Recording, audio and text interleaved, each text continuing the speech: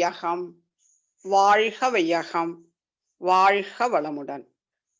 குருவே துணை.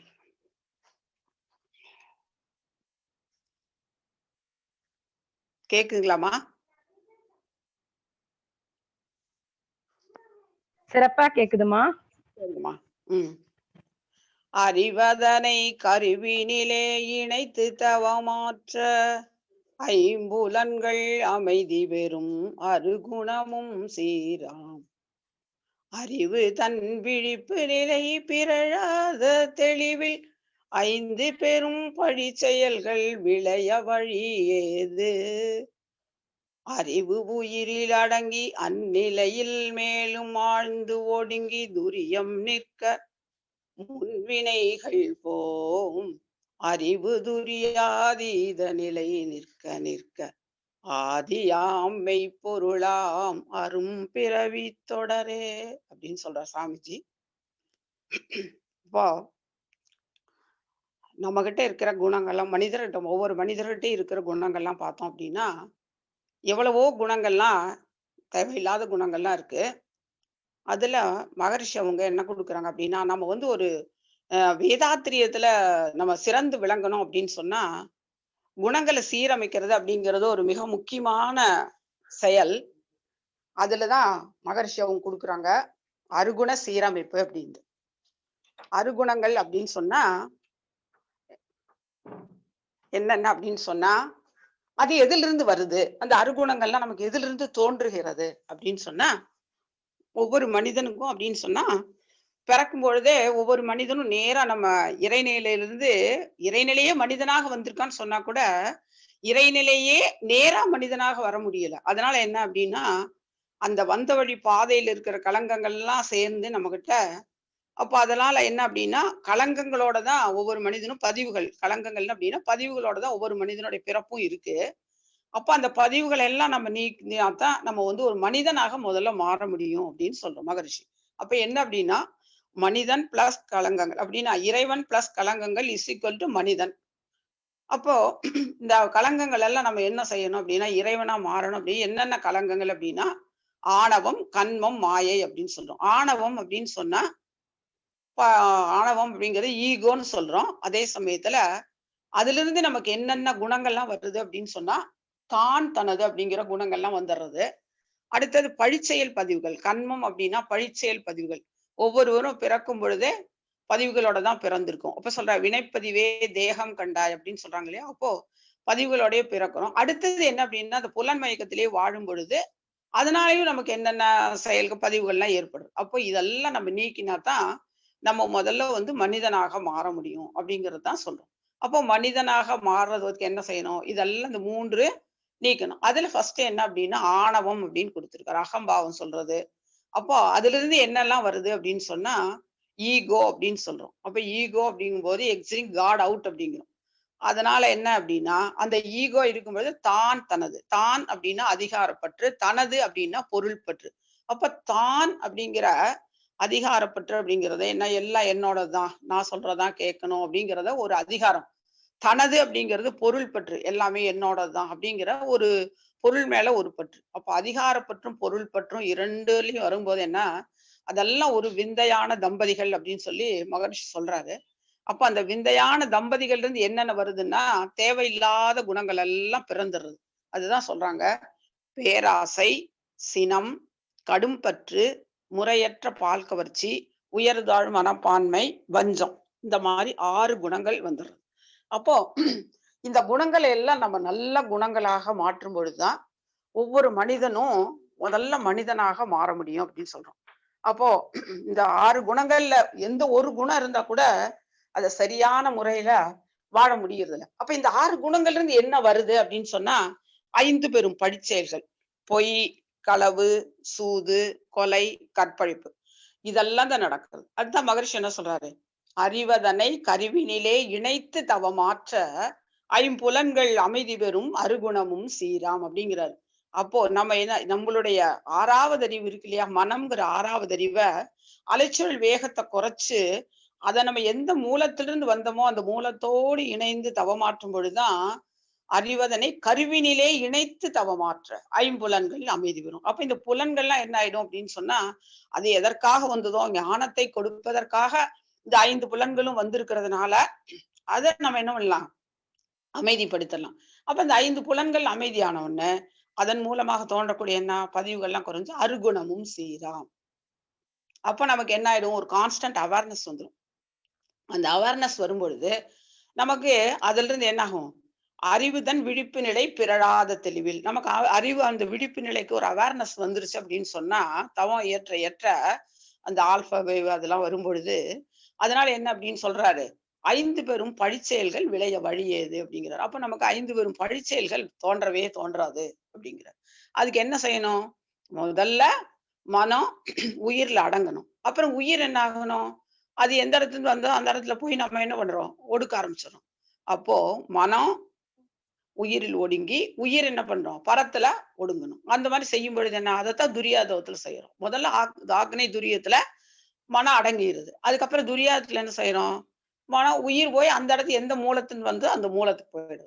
அப்ப அந்த மாதிரி செய்யும் பொழுது தான் நமக்கு இந்த அருகுணங்கள், 5 பெரும் பழிச்செயல்கள் இதில் இருந்தெல்லாம் விடுபட்டு ஒரு மனிதனாக வாழ முடியும். அப்ப இதற்கு வந்து செய்யறதுக்கு தான் மகரிஷி நமக்கு என்ன குடுத்திருக்காரு? ஒவ்வொரு அகத்தாய்விலயும் அந்த அகத்தாய்வுல அருகுண சீரமைப்பு அப்படிங்கிறது என்ன மாறாத லாச சீரமைத்தல் சினம் குடுத்தா கூட திரும்ப ஒரு சிறப்பா அருகுண சீரமைப்பு அப்படிங்கிற ஒரு தலைப்புலயும் நம்ம வந்து 1 மணி நேரம் அத பத்தி பேசி சிந்திச்சு அதை எப்படியெல்லாம் நம்ம அந்த அருகுணங்கள் எல்லாம் நம்ம சீரமைக்க முடியும் அப்படிங்கிறதெல்லாம் மகரிஷி நமக்கு கொடுத்திருக்காரு.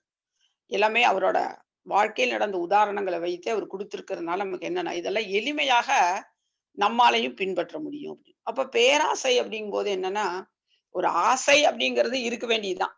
ஆசை இருக்கு நம்ம நம்ம நீண்ட காலம் வாழணும் அப்படிங்கிறது ஒரு ஆசைதான். இந்த உடலை நல்ல முறையில பராமரிக்கணும் அப்படிங்கிறது ஆசைதான். அதே மாதிரி நமக்கு வந்து என்னென்ன அடிப்படை தேவை வேணுமோ அதெல்லாம் ஆசைதான். ஆனா அந்த ஆசையே ஒரு பேராசையாக மாறும்போது என்ன ஆகும் அப்படின்னா நிறைய ஆசைகள் சேர சேர மனம் குப்பை மாதிரி ஆசைகள் சேர சேர மனம் அதிலேயே போய் ஈடுபட்டு நம்ம எந்த நோக்கத்துக்கு வந்தோமோ அந்த நோக்கத்தெல்லாம் நம்ம அடைய முடியாம ஒரு சிக்கலான சூழ்நிலையை நாமளே உருவாக்கின்றோம். அதனாலதான் முதல்ல ஆசை சீரமைத்தல் கொடுத்திருக்காரு. அதுலயே நம்ம சரி பண்ணிட்டோம் அப்படின்னா இந்த அருகுண சீரமைப்பு ரொம்ப சுலபமா முடிஞ்சிரும். அப்ப அந்த பேராசை என்ன செய்யணும் அப்படின்னா நிறைமனமாக எனக்கு வந்து எல்லாமே இருக்கு அப்படிங்கிற ஒரு நிறைமனத்தை கொண்டுட்டோம் அப்படின்னு சொன்னா தவம் செஞ்சு நல்லா ஆக்னை செஞ்சு துரியம் செஞ்சு ஆசைகளை எல்லாம் எழுதி பார்த்து இந்த ஆசைகள் எனக்கு தேவையா இப்ப எதுக்கெல்லாம் எனக்கு இது அவசியமா இது இல்லாம வாழ முடியாதா அப்படிங்கிற கேள்விகள் எல்லாம் நம்ம போட்டு சிந்திச்சு பார்த்தோம் அப்படின்னா அந்த ஆசையை வந்து நம்ம என்ன பண்ணிடலாம் நிறைமனமாக விலங்குகளுக்கெல்லாம் இல்லாத குணங்கள்லாம் மனிதனுக்கு இருக்கு. விலங்குகளுக்கு பார்த்தா பேராசைங்கிற குணமே கிடையாது. அதே மாதிரி கடும்பற்று அப்படிங்கிற குணம் விலங்குகளுக்கு கிடையாது. அப்ப இந்த இல்லாத குணங்கள்லாம் விலங்குல இருந்து வந்தோம்னு சொல்றோம். விலங்குல இருந்து வித்துல இருந்து தான் மனிதன் வந்திருக்கிறது உண்மைதான். ஆனா விலங்குகளுக்கே இல்லாத குணமெல்லாம் மனிதனுக்கு இருக்கு அப்படின்னு சொன்னா நம்ம வந்து ஒரு 6வது அறிவுடைய மனிதன் வந்து இதெல்லாம் நம்ம சீரமைப்பு பண்ணாதான் நம்ம வந்து ஒரு இந்த வேதாத்திரியத்துல ஒரு தூண்களாக நம்ம மாறணும் தத்துவத்துல சிறந்து விளங்கணும் அப்படின்னு சொன்னா இந்த குணங்களை எல்லாம் நாள்தோறும் தவம் இயற்றி அந்த இன்ட்ராஸ்பெக்ஷன் தற்சோதனை செய்து அந்த குணங்களை எல்லாம் மாற்றி அமைக்கும் பொழுதுதான் நாம தவமும் நல்லா நமக்கு செட் ஆகும். அதே சமயத்துல தத்துவத்திலையும் நம்ம சிறந்து விளங்க முடியும்.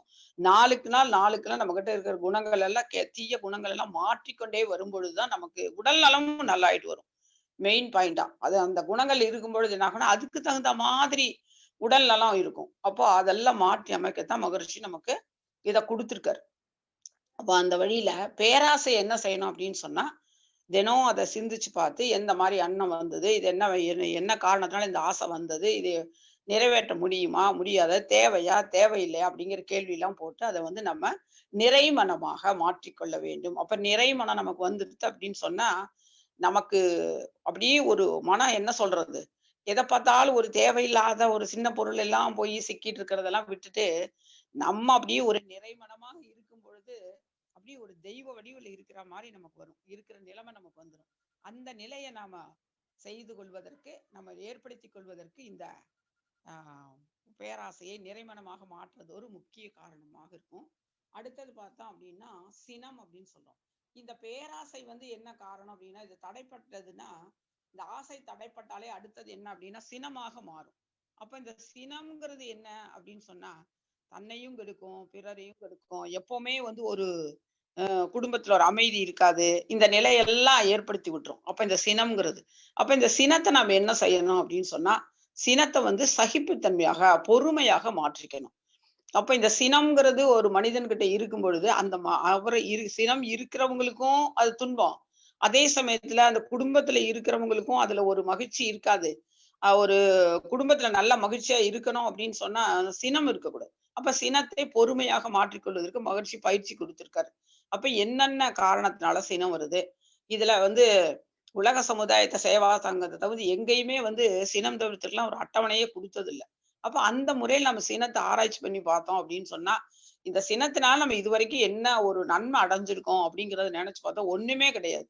எல்லா ஞானிகளும் இத பத்தி சொல்லியிருக்காங்க. சொல்லாத ஞானிகளே இல்ல. நாமளும் படிச்சிருக்கோம். ஆனா வாழ்க்கையில கடைப்பிடிக்க முடியறதில்ல. கடைப்பிடிக்க முடியாம வந்து ஒரு துன்பமான நிலைக்கு தள்ளப்படுறாங்க. ஆனா, இத நல்லா சிந்திச்சு பார்த்தோம் அப்படின்னு சொன்னா, சினம்ங்கிறது ஒரு மனிதனுக்கு அவசியமே இல்ல அப்படிங்கிறது தெரிஞ்சிரும். ஒ சினத்தினால எந்த நன்மையும் நாம அடைஞ்சதும் இல்ல அப்படிங்கிறதும் எல்லாருக்கும் தெரியும். அப்ப இந்த சினத்த வந்து எப்படி நம்ம பொறுமையாக மாற்றிக்கொள்ளலாம் அப்படிங்கிறதுக்கெல்லாம் மகரிஷி வழிமுறைகள்லாம் குடுத்திருக்காரு. அப்போ அந்த வழிமுறைகள நாம பின்பற்றி பார்க்கும்பொழுது, தினம் தவம் செஞ்சு, அந்த தற்சோதனை செய்யணும். தவம் மட்டும் செஞ்சா பத்தாது. தற்சோதனை செஞ்சு, இன்னைக்கு என்ன காரணத்தினால கோவம் வந்தது? இதனால என்ன விளைந்தது? இதன் விளைவு என்ன எப்படி இருந்தது? அப்படிங்கிறதெல்லாம் ஆராய்ச்சி பண்ணி பார்த்து, இத நான் எவ்வாறு தவிர்த்துக் கொள்ள வேண்டும்? இனிமே எப்படி இந்த சினம் எழாம நான் எப்படி பாதுகாக்க வேண்டும்? அப்படிங்கிறதுக்கெல்லாம் மகரிஷி விளக்கமா குடுத்திருக்காரு. அப்ப அது நம்ம அத என்ன பண்றோம்? நடைமுறைக்கு படுத்தணும். படிச்சுட்டு சினத்த பத்தி எல்லாரும் சொல்லியிருக்காங்க அப்படின்னு படிச்சுட்டு இது இருக்கிறதுல பயன் இல்ல. அத வந்து எப்படி நம்ம அத வாழ்க்கையில நடைமுறைப்படுத்தி குடும்பத்த ஒரு கோயிலாக எப்படி மாற்ற முடியும் அப்படிங்கிறதும், அதுதான் வேதாத்திரியத்தோட நமக்கு கிடைத்த ஒரு பொக்கிஷம். அத நம்ம சரியா பயன்படுத்திட்டே வந்தோம் அப்படின்னா, இந்த குடும்பமே ஒரு கோயிலாக மாறுறத நம்ம பார்க்கலாம். அந்த மாதிரி வந்து மகரிஷி சினத்த வந்து சகிப்புத்தன்மையாக மாற்றிக்கொள்ள வேண்டும் அப்படின்னு சொல்றாங்க. அந்த புலன் வழியிலேயே வாழ்ந்து கொண்டு இருக்கும் பொழுது தான், நமக்கு அந்த சிரமம்லாம் வந்து அத பத்தின என்ன விளைவு வருது? அதனால என்னென்ன உடல்ல என்ன மாற்றங்கள் ஏற்படுது? அப்படிங்கிறதெல்லாம் நமக்கு இப்ப சாதாரண நிலையிலுக்கும் தெரியாது. ஆனா நாம எல்லாம் படிச்சு வேதாத்திரியத்துல இத்தன சொல்லுது. நம்ம தினம் நீளாயுள் அப்படிலாம் கேட்கிறோம். அப்போ அந்த மாதிரி நம்ம சொல்லும் பொழுது, எப்படி இந்த சினம் வந்து உடல கெடுக்குது, மனத கெடுக்குறது அப்படிங்கிறதெல்லாம் தெரிஞ்சு ஆராய்ச்சி எல்லாம் கெடுத்துடுறது. இப்போ எல்லாமே ஒரு துன்ப நிலைக்கு தள்ளும் பொழுது, அதை எப்படி நாம மாற்றிக்கொள்ளலாம் அப்படிங்கிறது தினம் ஒரு சிந்தனைக்கு எடுத்து, அ அந்த சிந்தனையை ஒரு வெற்றியாக மாற்றிக்கொள்வது தான் நமக்கு சிறந்த வழி. அப்ப சினத்த வந்து நம்ம பொறுமையாக மாற்றிக்கணும். பொறுமைங்கிறதுக்கு எல்லையே கிடையாது. பொறுமைக்கு சொல்லுவாங்க சில பேர், "நான் எவ்வளவோ பொறுமையா தான் இருந்தேன்.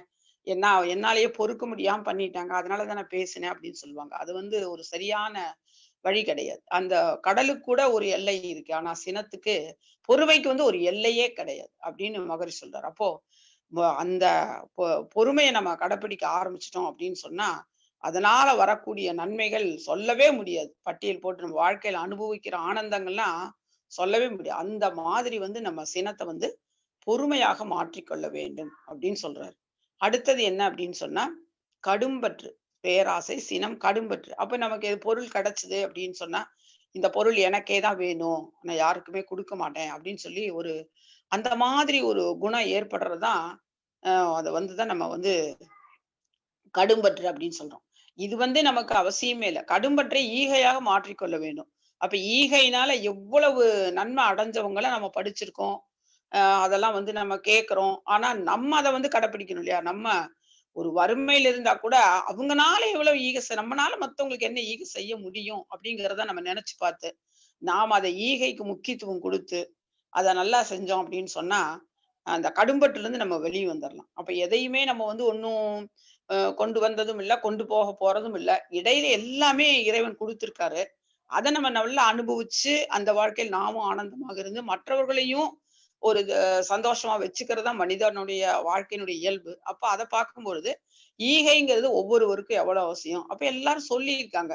ஆனா மகரிஷி என்ன சொல்றாரு? எளிமையா தன்னுடைய வருமானத்துல 1% குடுத்தா போதும். அதுவே ஒரு பெரிய இது அப்படின்னு சொல்லி. அப்ப இதெல்லாம் நம்ம உதாரணங்களா நெறைய படிச்சிருக்கோம். ஈகைக்கெல்லாம் எவ்வளவு உதாரணங்கள் படிச்சிருக்கோம். ஈகைய செய்ததுனால அவங்க எவ்வளவு நன்மை அடைஞ்சு வாழ்ந்தார்கள் அப்படிங்கிறலாம் பார்க்கிறோம். சாமிஜியோட வாழ்க்கையில நம்ம நெறைய பார்க்கிறோம். மகான்களோட வாழ்க்கையில பார்க்கிறோம்.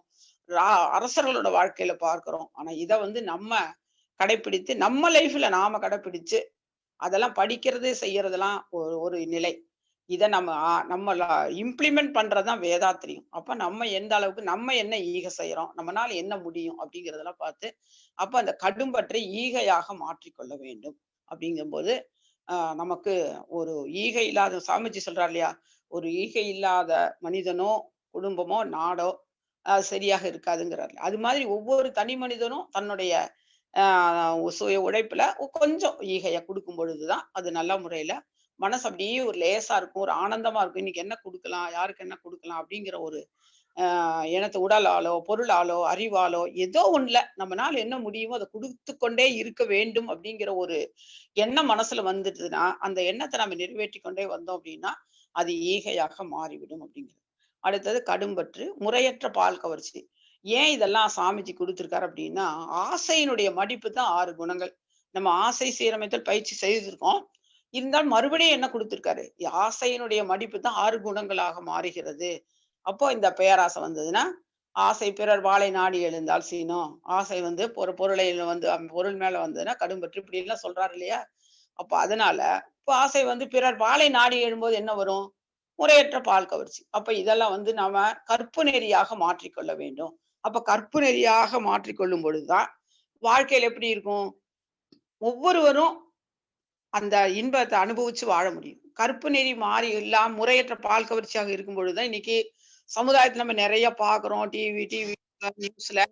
அப்ப எல்லாம் பார்க்கும்பொழுது என்னன்னா, மனதுக்கெல்லாம் அப்பா இப்படி எல்லாம் இப்படி இருக்கே அப்படின்னு சொல்லி ஒரு துன்ப உணர்வு ஏற்படுது. ஆனா இதெல்லாம் நம்ம மாற்றி அமைக்கணும்னா, மகரிஷி குடுத்திருக்காரு. காய்கள் பயிற்சி ஒரு 14 வயசு ஆயிட்டா, 13 வயசு 13 பருவத்திலிருந்து ஆரம்பிச்சு, அத செய்ய ஆரம்பிச்சுட்டா, அப்புறம் நம்ம எவ்வளோ லைஃப் லாங் நம்ம இருக்கோமோ, அத செய்ய ஆரம்பிச்சுட்டோம் அப்படின்னு சொன்னா, செய்து கொண்டே இருந்தோம் அப்படின்னு சொன்னா, அந்த எண்ணம் வந்து நமக்கு கற்பு நெறியாக மாறிடும். அப்புறம் யாரு, தாய், தந்தை யார் யாரெல்லாம் என்னென்ன நிலையில பார்க்கணும் அப்படிங்கிற ஒரு தன்மை நமக்கு ஏற்பட்டுரும். அப்போ முறையற்ற பார்க்க வச்சு வந்து கற்பு நெறியாக மாற்றும் பொழுதுதான், ஆ பாரதியார் கூட சொல்றாரு இல்லையா? "கற்பு எனில் அது இரு கட்சிக்கும் பொது விளைப்போம்" அப்படின்னு சொல்றாரு. கற்பு நெறினா பெண்களுக்கு மட்டும் தான், ஆண்களுக்கு இல்ல அப்படிங்காம, கற்பு நெறின்னு சொன்னா ஆண்களுக்கும் வேணும், பெண்களுக்கும் வேணும். 2 பேருக்குமே கற்பு நெறிங்கிறது ஒரு பொதுவானது. அப்போ அந்த கற்பு நெறிய ஆண்களும் பாதுகாக்கணும், பெண்களும் பாதுகாக்கணும். அதற்குண்டான பயிற்சி தான் மகரிஷி குடுத்திருக்காரு. இந்த காயகல்பமெல்லாம் நம்ம செய்து கொண்டு இருக்கும் பொழுது, அந்த ஆண், பெண் இருபாலருமே அந்த கற்பு நெறியை பாதுகாத்து சமுதாயமே எப்படி இருக்கும்? ஒரு தூய்மையான சமுதாயமாக மாற்றுவதற்கு உண்டான பயிற்சி எல்லாம் குடுத்திருக்காரு. அப்ப நம்ம முறையற்ற பால் கவர்ச்சிய கற்பு நெறியாக மாற்றிக் கொள்வதற்கு நமக்கு அந்த மாரி பயிற்சியில நம்ம செஞ்சுட்டே இருந்தோம். தியானம் செய்யறது, உடற்பயிற்சி செய்யறது, காய்கள் செய்யறது, தற்சோதனை அதெல்லாம் செய்து கொண்டே பார்த்தோம் அப்படின்னா, இது ஒரு அவசியம் இல்லாத செயல்னு முடியும். அப்போ இத பார்க்கும்பொழுது என்ன, இன்னைக்கு சமுதாயத்துல சின்ன வயசுல இருந்து வயசானவங்க வரைக்கும் எந்தெந்த மாதிரி ஒரு நிலையில நடந்துட்டு இருக்கு அப்படிங்கிறத பார்க்கறது. என்ன காரணம் அப்படின்னு சொன்னா, மனம் எப்படி நினைக்கிறதோ அது மாதிரி செயல் செய்ய எண்ணம் வந்துடுறது.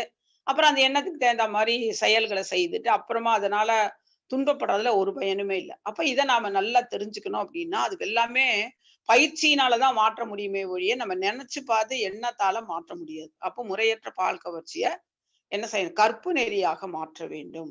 அப்போ உயர்வு தாழ்வு மனப்பான்மை அப்படிங்கிறாரு. உயர்வு தாழ்வு மனப்பான்மை அப்படின்னா, இம்பீரியாரிட்டி காம்ப்ளக்ஸ், சுப்பீரியாரிட்டி காம்ப்ளக்ஸ் அப்படிம்பாங்க. ஒருத்தர உயர்வா நெனைக்கிறது, ஒருத்தர தாழ்வா நெனைக்கிறது, தன்ன தாழ்வா நெனைக்கிறது, மத்தவங்கள தாழ்வா நெனைக்கிறது. இந்த மாதிரி எல்லாம் இல்லாம, உலகம்ங்கிறது ஒரு நாடக மேடை. எல்லாரும் இதுல வரணும், பிறக்கணும், இருக்கணும், முடிக்கிறது. எல்லாம் அப்போ இந்த நாடக மேடையில வந்து எல்லாரும் நடிச்சுட்டு, ஒரு காலத்துல எல்லாருமே இங்கிருந்து புறப்பட வேண்டியதுதான். அப்படி ஒரு நிலை இருக்கும்பொழுது இத தெரிஞ்சுக்காம, அப்ப அந்த மாதிரி ஒரு சிந்தனைகள்லாம் வந்ததுன்னா, அப்ப என்ன ஆயிரும் அப்டின்னா, உயர்வு தாழ்வு மனப்பான்மை வந்துரும். அந்த தன்மை வரும்பொழுது, அதுக்கேற்ற மாரி மனநிலைகள்லாம் வரும். அதுக்கேற்ற மாரி செயல்கள்லாம் வரும். ஆனா வள்ளுவர் என்ன சொல்றாரு? "பிறப்போக்கும் எல்லா உயிர்க்கும் சிறப்போவா செய்தொழில் வேற்றுமையான்" அப்டிங்கிறாரு. எல்லாருக்கும் பிறக்கும் பொழுது, பிறப்புங்கிறது எல்லாருக்கும் ஒரே மாதிரி தான். அவரவர்கள் செய்யக்கூடிய செயல் செயல் தொழில்கள் காரணமாக வேறுபாடு வருது. அப்ப இத நம்ம நல்லா புரிஞ்சுட்டோம் அப்டின்னு சொன்னா, அப்ப எல்லாரும் ஒண்ணு தானே, உலக சகோதரர்கள் தான் அப்படின்னு சொல்றோம் இல்லையா? சகோதரத்துவம். அப்ப அந்த மாதிரி இருக்கும்போது யார உயர்வா நினைக்கிறது, யார தாழ்வா நினைக்கிறது அப்போ இல்லாம, எல்லாருமே ஒரே நிலையில, ஒரு நிலையில இருக்கிறவங்க தான் அப்படிங்கிற ஒரு எண்ணம் நமக்கு வரணும் அப்படின்னா, அதுக்கு தவமும், தற்சோதனையும் தான். அதனால தான் அருகுண சேனப்பல அகத்தாய் பேச்சுல குடுத்திருக்காரு. அடுத்தது பார்த்தோம் வஞ்சம் அப்படின்னு சொன்னா, இருப்பு கட்டிய சினம் தான் வஞ்சம். அப்ப அந்த சினம் வந்து தன்னை விட வலியுற அத செயல்படுத்த முடியல அப்படின்னா, அத அப்படியே மனசுக்குள்ள நெனச்சு நெனச்சு பார்க்கறது. இருக்கட்டும் ஒரு நாளைக்கு நான் பார்க்கலாம், ஒரு நாளைக்கு பார்க்கலாம் அப்படின்னு நம்ம வச்சுட்டே இருந்தோம் அப்படின்னு சொன்னா, அந்த சினம் என்ன ஆயிடும் அப்படின்னா, நம்ம உள்ள உடம்ப அப்படியே கெடுக்கிறதோட, மனச கெடுக்கிறதோட, நமக்கு உடல் நலம், மனவளம் எல்லாம் கெட்டு போயிரும். அதே சமயத்துல மற்றவங்கள பார்க்கும்போதெல்லாம் அப்படியே ஒரு அந்த நபர் அப்படி செஞ்சுட்டாங்க அப்படின்னு பார்க்கும்போது, அவர பார்க்க பார்க்க என்ன ஆயிடும்னா, நம்ம உடம்பு தான் இன்னும் 2 பங்கு கெட்டு போயிடும். சினத்தினால வெளியில சொல்றதுனால 1 பங்கு கெட்டு போதும், மத்தவங்களுக்கு கொஞ்சம் போயிடும். ஆனா, வஞ்சத்தினால என்ன ஆயிடும் அப்படின்னு சொன்னா, 2 எல்லா பங்கும் 2 பங்கும் சேர்ந்து கெட்டு போறது அந்த வஞ்சம் இருக்கிறவங்களுக்கு தான். அதனால தான் சாமிஜி வந்து ஒண்ணு சொல்லுவாரு. "பஞ்சத்தில் பாமரனும் பிழைத்துக் கொள்வான், வஞ்சத்தில் விஞ்ஞானியும் வீழ்ந்து விடுவான்" அப்படின்னு சொல்லுவாரு. அப்போ ஒரு பாமரனா கூட பஞ்சம் இருந்தா கூட பொழைச்சுக்கலாம். ஆனா வஞ்சம் வந்து பெரிய சயின்டிஸ்ட்டா இருந்தா கூட, அந்த மனசுல அந்த எண்ணம் வந்துருது அப்படின்னு சொன்னா, அவங்கலாம் டெவலப் ஆகவே முடியாது. அப்போ அந்த மாதிரி இல்லாம, வஞ்சமெல்லாம் நமக்கு அவசியம் இல்ல. அப்போ இது ஒரு நல்ல குணமாக, மன்னிப்பாக மாற்றிக்கொள்ள வேண்டும். அப்போ வஞ்சத்த மன்னிப்பாக மாற்றணும். அப்ப இந்த 6 குணங்களையும் நல்ல நல்ல குணங்களாக, பேராசை நிறைமனமாகவும், சினத்தை சகிப்புத்தன்மையாகவும், ம் ய யம் கடும்பற்றை ஈகையாகவும், முறையற்ற பால் கவர்ச்சி கற்பு நெறியாகவும், உயர்தாழ் மனப்பான்மை சமநோக்காகவும், வஞ்சத்தை மன்னிப்பாகவும், இந்த மாதிரி மாற்றிக்கொண்டு வாழும் பொழுது, அந்த செயல்கள் எல்லாம் நல்ல நல்ல செயல்களாக வரும். இதிலிருந்து என்ன வராது அப்படின்னு சொன்னா, இந்த நல்ல செயல்களாக மாற்றிக்கொண்டோம் அப்படின்னா, 5 பெரும் பழிச்செயல்கள் வராது. அப்ப 5 பெரும் பழிச்செயல்கள் வராத இருக்கும் பொழுது, அப்ப இந்த அருகுணங்கள சீரமைச்சுட்டோம் அப்படின்னா, 5 பெரும் பழிச்செயல்கள் வழியேது அப்படிங்கிறார். 5 பெரும் பழிச்செயல்கள் விளையவே விளையாது. அப்ப அந்த முறையில வாழறதுக்கு நம்ம செய்ய பழகுறதுக்கு தான் அருகுண சீரமைப்பெல்லாம் மகரிஷி குடுத்திருக்காரு. அவரு ஒரு பாட்டுல சொல்றாரு. "அறிவை புலன்களில் அதிக நாள் பழக்கினேன், அதன் பலன் உணர்ச்சிகள் அறிவை வென்றன. அறிவை அறிவால் ஆராயப் பழக்கினேன், அந்த நிலையிலும் புலன்களை இயக்கினேன். அறிவு அகண்டாகாரத்தில் நிலைபெற அதிக விழிப்பும் வழக்கமும் பெற்றது. அறிவு புலன்களை அறிந்தது வென்றது. அங்கு வாருங் அமைதி விரும்புவோர்" அப்படிங்கிறார்.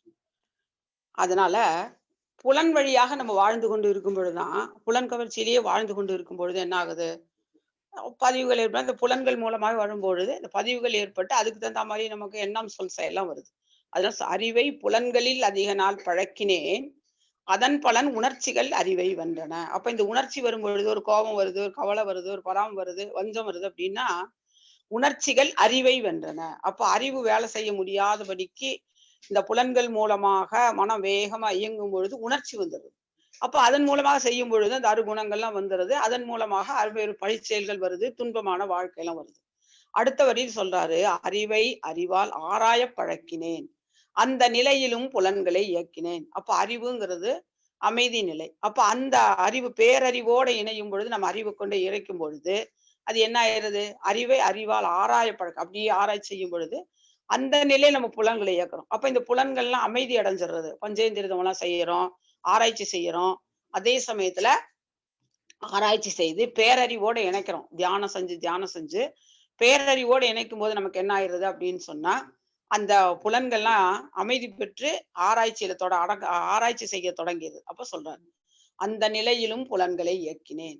அப்ப அதனால என்ன ஆயிருது அப்படின்னு சொன்னா, அறிவு அகண்ட ஆகாரத்தில் நிறைவேற அதிக விழிப்பும் வழக்கமும் பெற்றது. அப்ப அது எங்க போயிருது?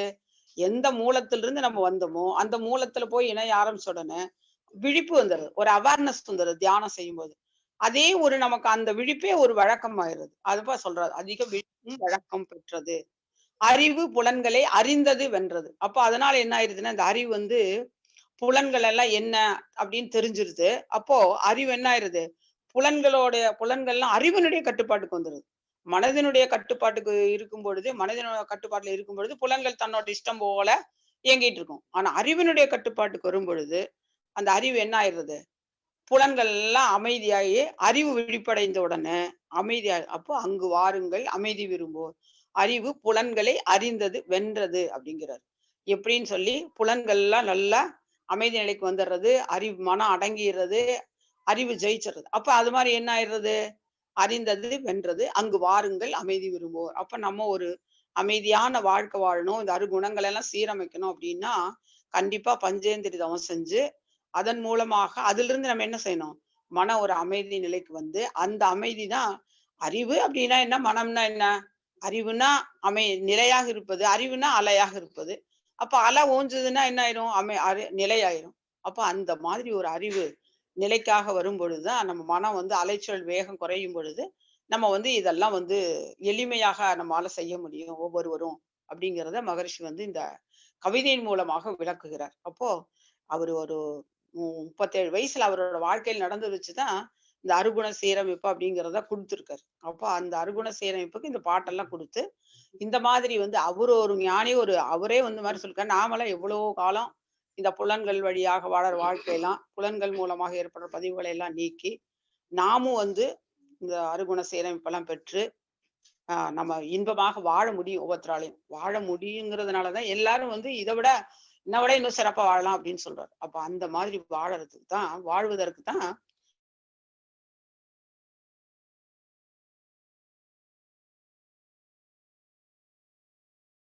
வச்சு தவமுறைகள்லாம் குடுத்து, தத்துவ விளக்கங்கள்லாம் குடுத்து, இதெல்லாம் வந்து ஒவ்வொருவரும் இத டெய்லியும் பிராக்டிஸ் செய்யும் பொழுது, உடலுக்கு பயிற்சி, உயிருக்கு பயிற்சி, மனதுக்கு பயிற்சி, அறிவுக்கு பயிற்சி எல்லாம் செய்யும் பொழுது என்ன ஆகும்னா, ஒவ்வொரு பயிற்சியும் செய்யும் பொழுது, அதிலிருந்து நாம அப்படியே ஒவ்வொரு நாளும் மேம்பாடு அடைந்து வளர்ந்து கொண்டும் வரும்பொழுது, இதெல்லாம் ரொம்ப சுலபமா நம்மளால கடைப்பிடிக்க முடியும்.